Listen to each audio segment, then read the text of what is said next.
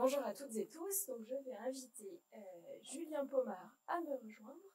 Alors, j'ai le plaisir d'accueillir Julien Pomard, qui est donc adjoint au directeur et responsable du pôle archives de l'Académie des sciences à Paris, au sein de la direction du patrimoine et des ressources scientifiques. Et donc, il va pouvoir introduire cette journée autour donc, de la visualisation des données, nouvelles frontières pour l'archiviste, et je lui donne la parole pour une vingtaine de minutes. Je vous remercie, on m'entend. Petit point de vérification logistique, tout semble en place. Bonjour à toutes et à tous.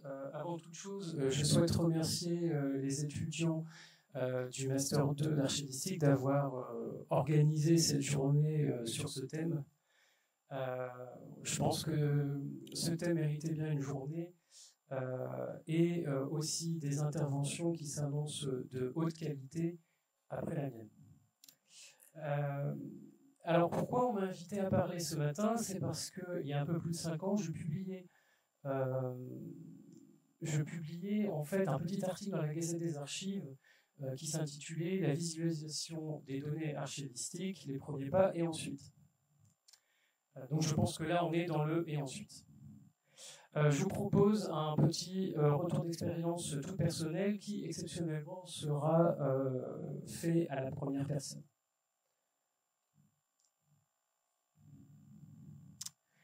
Alors, quelques éléments de contexte professionnel pour commencer. Je vais essayer d'aller vite parce que j'ai 20 minutes, enfin 15 minutes. Cet article, quand il a été publié, c'était la suite, on va dire, il s'inscrivait dans une histoire personnelle, professionnelle. Donc, j'ai été archiviste à la Fondation Maison des Sciences de l'Homme. Vous connaissez les Maisons des Sciences de l'Homme.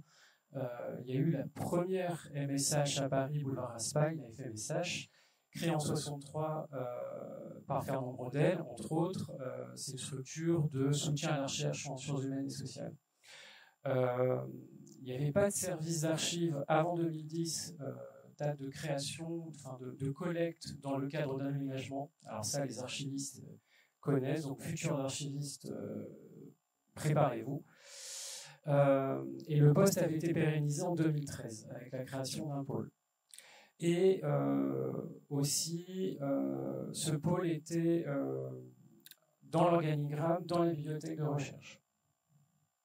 Et là, on voit ce superbe bâtiment qu'est la Maison des Sciences de l'Homme de Raspail. Alors, ce que je souhaitais ce matin, c'est vous présenter la mise en place d'un environnement de production et de diffusion des données, de partage, qui met les archivistes en situation d'autonomie. Donc, création du service en 2010. On avait créé un blog, en fait, un carnet de recherche sur la plateforme hypothèse.org, qui s'appelait sobrement l'archive de la FMSH. On s'était informatisé en 2012-2013, et c'est vrai que là, je me dis, ça fait quand même une dizaine d'années, la mémoire commence à flancher. Et donc, on pouvait produire des données en XML/EAD, on avait des données structurées. On avait lancé en 2014 un portail de diffusion pour permettre aux chercheurs, au public de consulter à la fois les instruments de recherche et les archives numérisées. Septembre 2015, les données sont moissonnées par le portail européen des archives et donc elles allaient ensuite dans France Archives. Aujourd'hui, ça se fait dans l'autre sens. On est moissonné par France Archives et ça part dans le portail européen. Et donc 2018, publication de l'article dans la Gazette des Archives, c'était un variable. Donc c'était un plaisir pour moi parce qu'en fait on avait, mon collègue et moi, produit quelques petites datavises dans le cadre de nos missions. On voulait mettre en valeur des fonds, on se posait des questions. C'était une petite phase expérimentale. Et donc, ce qui était bien, c'est qu'on pouvait produire des données, on pouvait utiliser le carnet de recherche pour présenter ce qu'on faisait. Et donc, dans cet article, qui est maintenant en ligne, je présentais nos réalisations et aussi ce qui se faisait par ailleurs.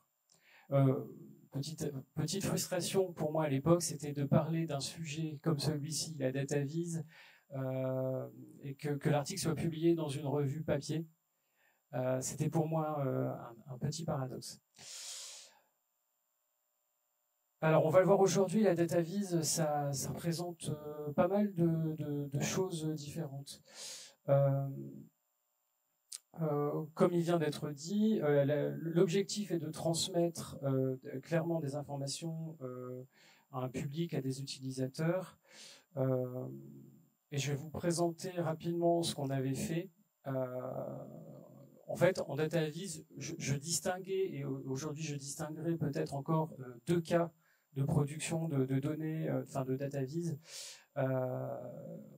Soit on se situe dans le cas simple de les archivistes produisent des données et ils les retravaillent et les injectent dans des outils qui sont mis à disposition par un éditeur, par une communauté d'utilisateurs. Typiquement, là, on a le cas des cartographies interactives qui reposent sur l'indexation géographique. On a aussi les frises chronologiques. Et donc, si vous voyez à droite, ici, donc là, c'est l'indexation géographique. Et là, c'était l'indexation... on utilisait un index spécifique pour les manifestations scientifiques. Et donc à gauche, c'est le portail qui est mis en place par l'éditeur, et à droite, c'était une frise timeline JavaScript. Aujourd'hui, les frises chronologiques sont proposées par pas mal d'éditeurs. Donc voilà, là on est dans le cas simple. Le cas moins simple, c'est quand on détourne un outil pour représenter un fond. Et là, je pense qu'aujourd'hui, on va peut-être parler de Gephi. Dans l'article, je parlais d'autres logiciels qui permettent de faire ça.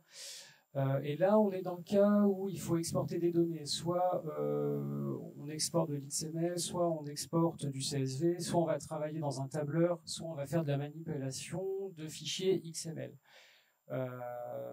Et donc, voilà, là on est dans le cas plus complexe. Alors, aujourd'hui, il va être question de positionnement.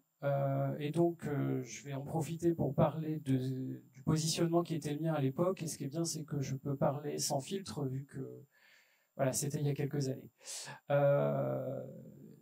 Il y avait un problème de légitimité assez flagrant, assez difficile à gérer. On sentait qu'on était dans quelque chose de pas tout à fait, legit, mais c'était une initiative personnelle, en partie réalisée sur du temps personnel. On pouvait se permettre de s'amuser avec les données parce que les autres missions étaient assurées. Que ce soit la collecte, que ce soit la production d'un tableau de gestion, les déménagements, voilà, tout ça c'était à peu près, correctement assuré. On faisait des inventaires, voilà, on publiait les fonds, on donnait accès aux chercheurs, donc tout ça a été fait, donc on pouvait se permettre de s'amuser avec les données. On n'avait pas de soutien institutionnel car on sortait du périmètre métier. Je me souviens de longues discussions avec ma responsable qui était la directrice de la bibliothèque à l'époque, qui pour elle, elle trouvait oui c'est bien, c'est intéressant, mais bon, on est bibliothécaire, on est archiviste, voilà, c'est pas ce qu'on nous demande. Problème de légitimité que par exemple n'aurait pas un chercheur comme Martin Grandjean qui voilà, un chercheur ça rentre dans son travail normal, un professionnel des métiers, information, documentation, à l'époque en tout cas, c'est pas ce qu'on lui demandait. Puis, je ne vous cache pas qu'il y avait des questionnements sur l'utilité de ce qu'on fait. Donc, c'est vrai que comme on est dans une phase expérimentale, on se dit, bon, est-ce que ça nous est utile pour nous, mais bon, est-ce que ça va être intéressant ou pas pour d'autres, on ne sait pas. Par exemple, on avait fait je m'étais amusé je crois que c'était dans Gephi, à essayer de reconstituer la naissance d'un fonds d'archives à partir des dates extrêmes, et donc on voyait les dossiers popper dans le temps. Et alors bon, j'étais un peu frustré parce que c'était produit dans Gephi, mais après pour partager ce qu'on a dans le logiciel, c'était compliqué. Il fallait faire une vidéo et la partager dans YouTube. J'ai regardé combien il y avait eu de vues depuis la publication. 37 vues, c'est ce qu'on appelle un ratage. Mais voilà, c'est aussi, ça fait partie d'une expérimentation. Moi, je m'interroge toujours sur la possibilité qu'on a ou pas d'expérimenter en tant qu'archiviste. J'ai l'impression que c'est pas forcément ce qu'on nous demande. Par contre, on aime bien reproduire ce qui a déjà été fait et que la prise de risque, alors c'est somme toute une mentalité assez française, la prise de risque n'est pas forcément bien perçue parce qu'on n'aime pas l'échec. Alors, et ensuite, ce que je peux vous dire, c'est que la visualisation des données archivistiques constituait pour moi un domaine naissant de notre métier. C'était vraiment une composante qui était appelée à se développer. Alors, si mon poste précédent m'en a éloigné, donc j'étais à la FMSH, après je suis passé au musée du Louvre, éloigné parce que c'était un service d'archives intermédiaire. Donc, pour faire de la data vise en service d'archives intermédiaire, c'est absolument pas le bon contexte. Je pense qu'il faut être il faut être dans un service d'archives définitive. Sinon, là, la légitimité, elle est encore moindre. Et puis, on a encore moins de temps. Alors, je compte bien réinvestir ce sujet à l'Académie des sciences. On va dire que le terrain est plus propice. Donc, je vous avoue que cette journée d'études, présentement, me fait extrêmement plaisir. Et je suis très impatient de découvrir les interventions de ce jour qui s'annoncent captivantes. Impatient de découvrir les points de vue et réalisations de nos collègues, que ce soit sur, par exemple, la visualisation de données via un dispositif cartographique et aussi le questionnement relatif à notre périmètre métier qui s'élargit alors qu'il est déjà bien large. Ça me fait penser à l'expansion de l'univers, en fait. Je fais un peu le parallèle.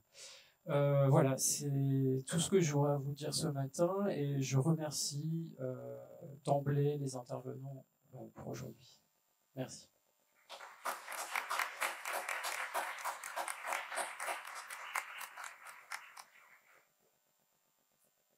Merci beaucoup pour cette présentation qui pose déjà, je trouve, un certain nombre de questions. On a un petit peu d'avance, donc peut-être qu'on peut essayer de prendre une ou deux questions sur cette introduction.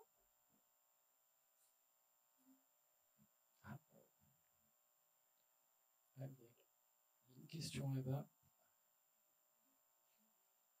Il faut un micro.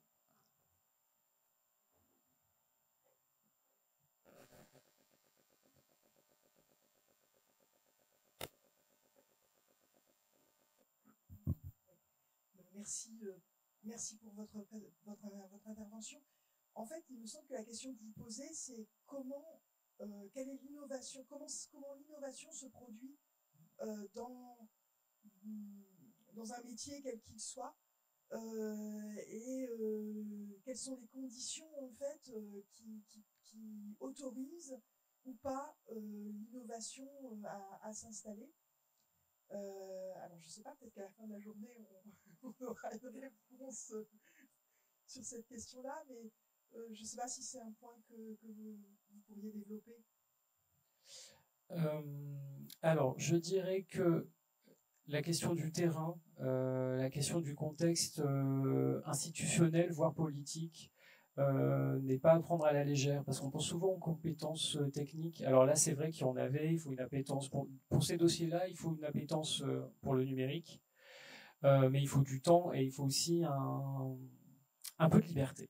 Voilà, un peu de liberté, et donc en fonction du poste que vous occupez et aussi des tâches que vous avez à assurer dans le cadre de vos activités, vous allez avoir plus ou moins de liberté pour développer. Pour essayer d'innover un peu. Mais je pense que je n'ai pas toutes les réponses. Je sais que je vais vous dire qu'à l'époque, quand j'ai essayé de défendre des projets, peut-être que j'ai pas réussi à les défendre suffisamment. Donc il faut réussir à porter des projets. Par exemple, quand on produisait des visualisations d'archives, de données archivistiques, comme on peut le faire avec Gephi par exemple, dans ma tête trottait l'idée de produire une interface qui permette de naviguer dans les fonds. Et je me souviens qu'il y avait une superbe table numérique dans la bibliothèque de la Fondation Maison de Sciences de l'Homme qui avait été apportée par la TGIR Humanum. Et donc j'avais essayé de défendre l'idée que peut-être on pouvait travailler sur quelque chose. Et en fait, en tant qu'archiviste, on manquait, je n'avais pas le lien vers, par exemple, un labo de recherche. Et a posteriori, je me dis que ce qu'il aurait fallu faire, c'est essayer de porter l'innovation avec un éditeur, avec l'entreprise privée, plutôt qu'avec un labo de recherche, ou alors le faire à trois, en fait, faire une sorte de partenariat. Mais je pense que vraiment le contexte institutionnel, la capacité à porter des projets, je pense aussi l'idée d'avoir un esprit d'entreprise presque, c'est ce qui est important. C'est une partie de la réponse. Hein. Je pense qu'on en saura un peu plus à la fin de la journée.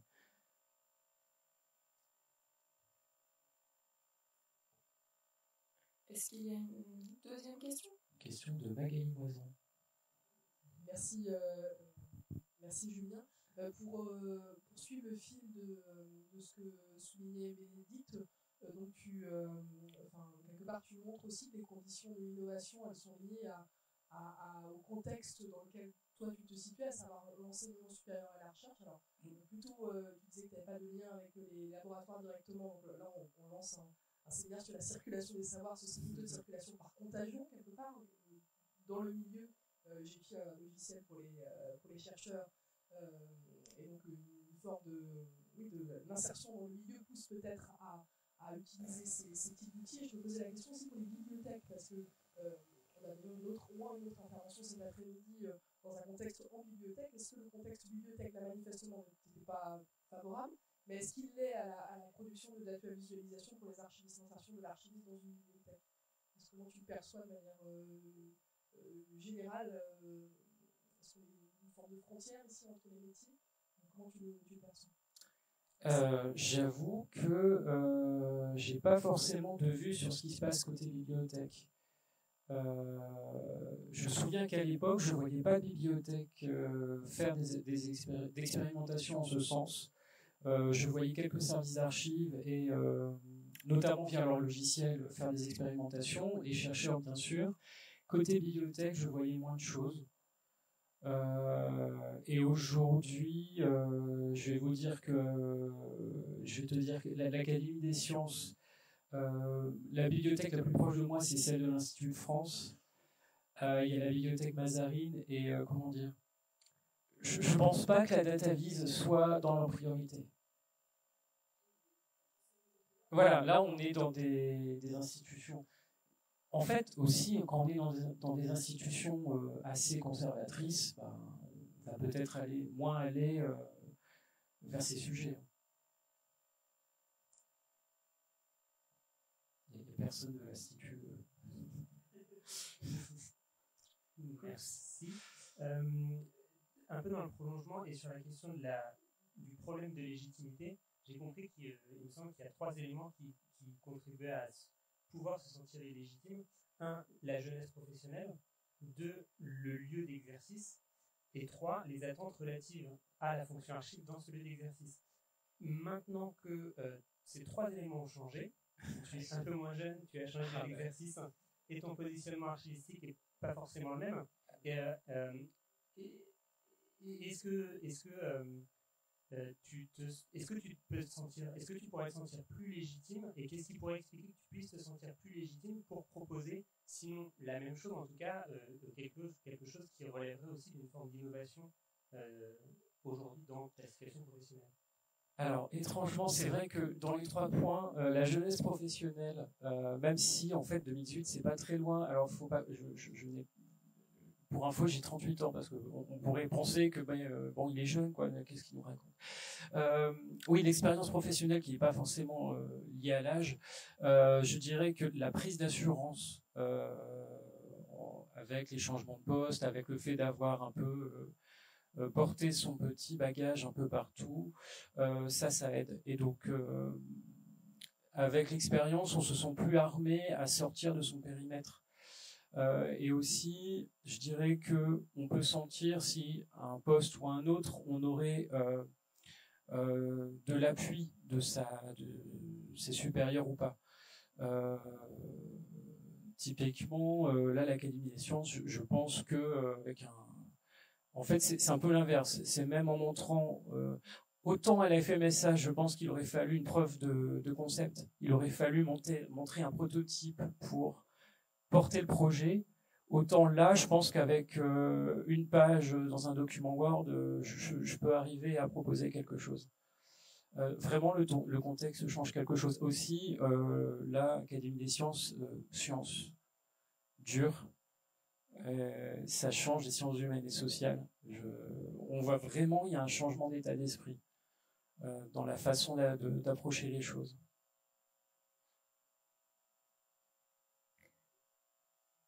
Merci beaucoup. Donc, on voit que c'est un sujet qui pourra donner lieu à plein de prolongements par la suite. Et je vais vous proposer qu'on passe au premier axe. Et merci encore pour cette présentation et l'ensemble de ces premières questions qui viennent d'être posées. Alors,